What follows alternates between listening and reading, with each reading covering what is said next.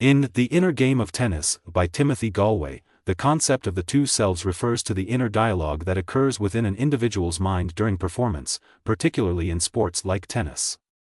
Gallwey divides this internal dialogue into two distinct aspects. Self 1 represents the analytical, critical, and often judgmental aspect of the mind. It is the voice that constantly evaluates, instructs, and criticizes performance. This aspect of the self is often filled with doubts, fears, and insecurities. Self 1 tends to overthink, micromanage, and interfere with the natural flow of performance. It is concerned with outcomes, results, and external validation. Self 2, on the other hand, represents the intuitive, instinctual, and capable aspect of the mind-body system. It is the part of the self that knows how to perform naturally and effectively, without interference from Self 1. Self 2 operates on a deeper level of awareness, relying on instincts, muscle memory, and the body's innate abilities to execute skills and strategies. It is characterized by a state of flow, where actions unfold effortlessly and spontaneously. When athletes are able to silence the critical inner voice of Self 1 and trust in the capabilities of Self 2, they can tap into their full potential and perform at their best. Although Gallwey emphasizes the importance of quieting Self 1 to allow Self 2 to take control, it's essential to recognize that the two selves are interconnected. Self 1 can influence Self 2's performance by providing helpful instructions or feedback, such as technical cues or strategic insights. Conversely, Self 2's success in executing skills and strategies can boost confidence and quiet the critical voice of Self 1. While Self 1 is often portrayed as the hindrance to peak performance due to its critical and judgmental nature, it can also play adaptive roles in certain situations. For example, Self 1's analytical abilities can be useful for identifying areas of improvement, setting goals, and developing strategic plans. In some cases, Self 1's feedback may be constructive and supportive rather than detrimental to performance. Rather than viewing Self 1 and Self 2 as opposing forces, athletes can benefit from integrating both aspects of the self in their training and performance.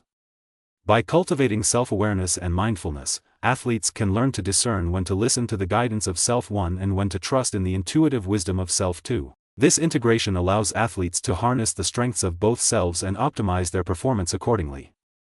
The relationship between Self 1 and Self 2 is not static but evolves over time through practice, experience, and self-reflection. As athletes become more proficient in their sport and develop greater self-awareness, they can learn to cultivate a harmonious balance between the two selves, enabling them to perform with greater ease, confidence, and effectiveness. Imagine a tennis player preparing to serve during a crucial point in a match. As they step up to the baseline, Self 1 begins to assert itself, analyzing the situation and generating thoughts such as, "I need to serve perfectly to win this point," or "I can't afford to make any mistakes." Self 1 becomes hyper-focused on the outcome of the point, feeling pressure to perform well and fearing failure. Meanwhile, Self 2 is more instinctual and capable, relying on muscle memory and intuition to execute the serve effectively. In a state of flow, Self 2 is attuned to the rhythm of the game, trusting in the body's abilities and allowing the serve to flow naturally and effortlessly.